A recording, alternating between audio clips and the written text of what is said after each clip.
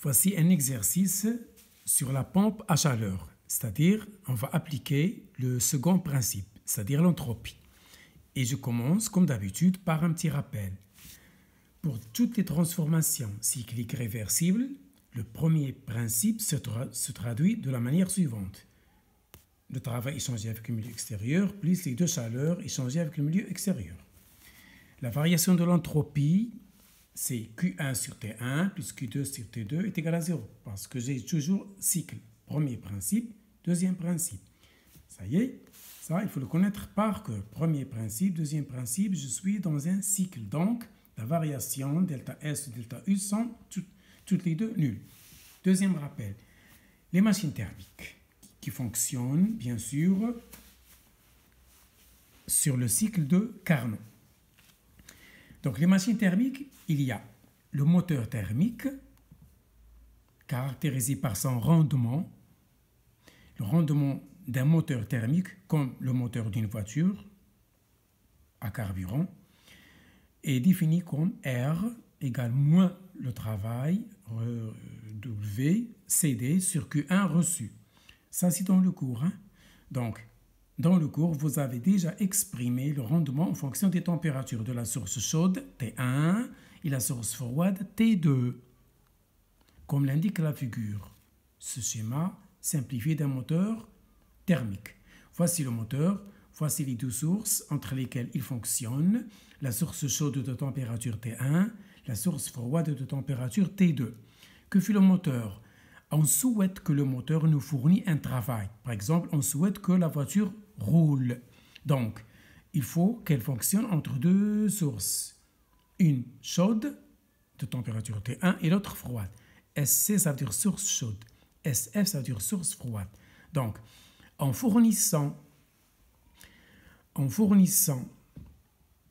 une quantité de chaleur au moteur Q1, le moteur produit un travail, bien sûr, avec des pertes Q2 dans l'atmosphère environnante.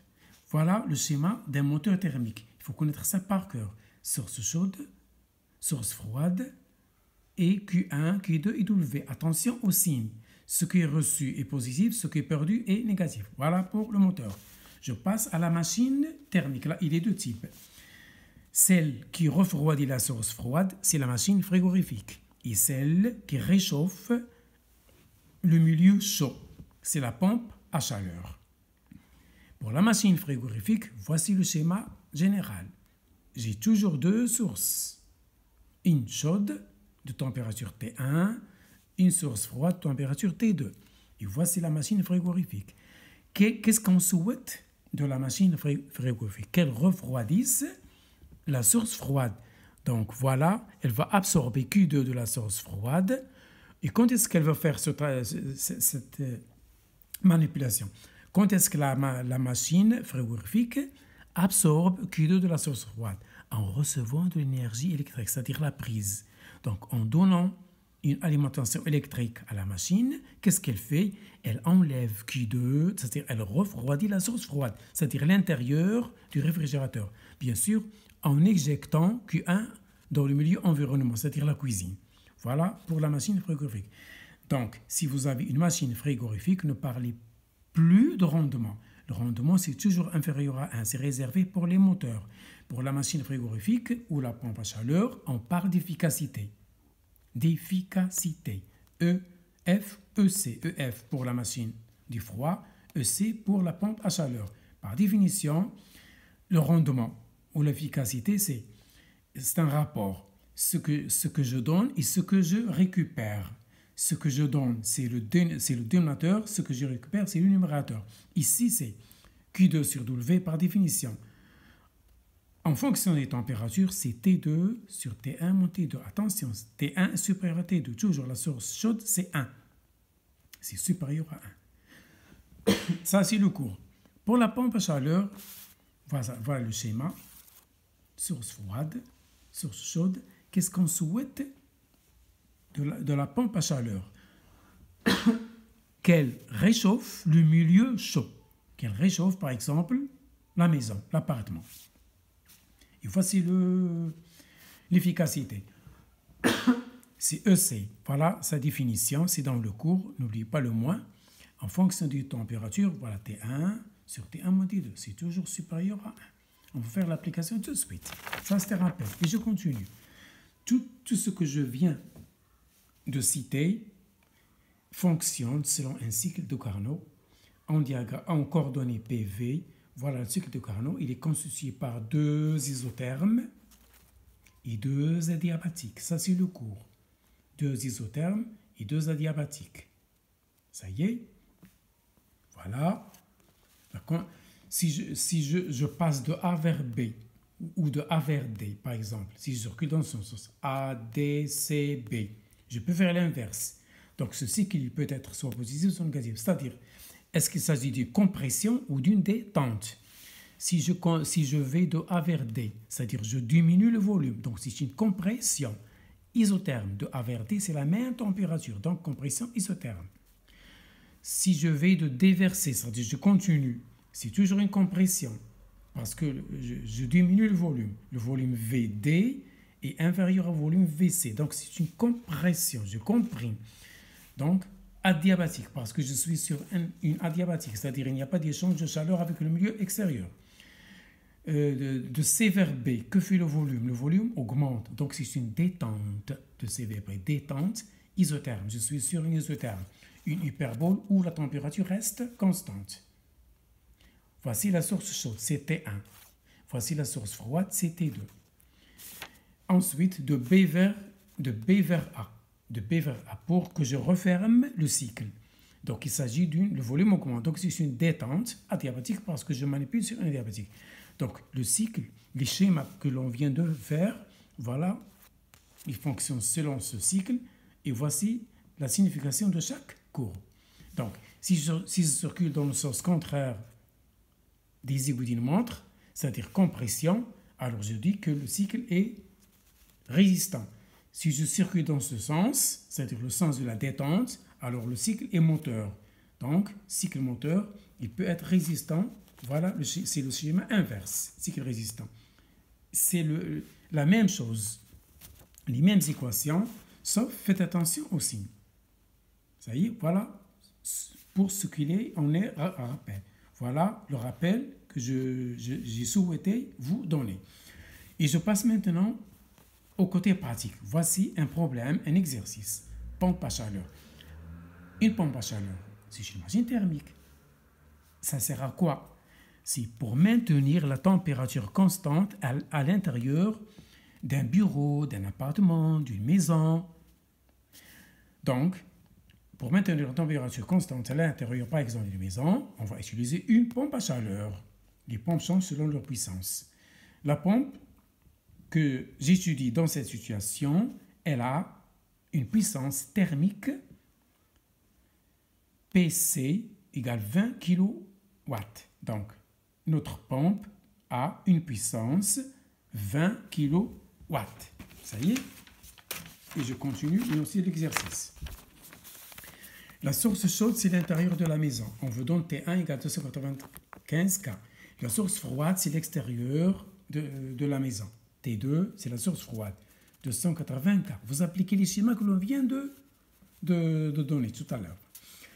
Un compresseur, c'est lui qui fournit au fluide qui circule dans la pompe un travail W. Ça y est? Donc j'ai T1, T2, W. Première question. Schématiser la pompe à chaleur en signalant, en marquant W avec son signe, Q1 et Q2 avec le signe supérieur ou inférieur à 0, c'est-à-dire algébrique. Deuxième question. Écrire le premier principe et le deuxième principe sous forme d'équation algébrique, toujours. Ça y est. Troisième question. Exprimer l'efficacité EC, c'est-à-dire la pompe à chaleur, en fonction de T1, T2. Calculer EC et interpréter le résultat, si vous voulez. Quatrième question, et ce sera la dernière.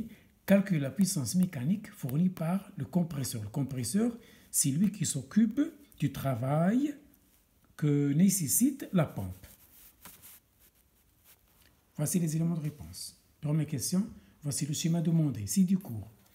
La source chaude, maintenue à T1. C'est la première isotherme dans le cycle. La source froide, elle est maintenue à T2. C'est la deuxième isotherme. Et voici Q1, Q2.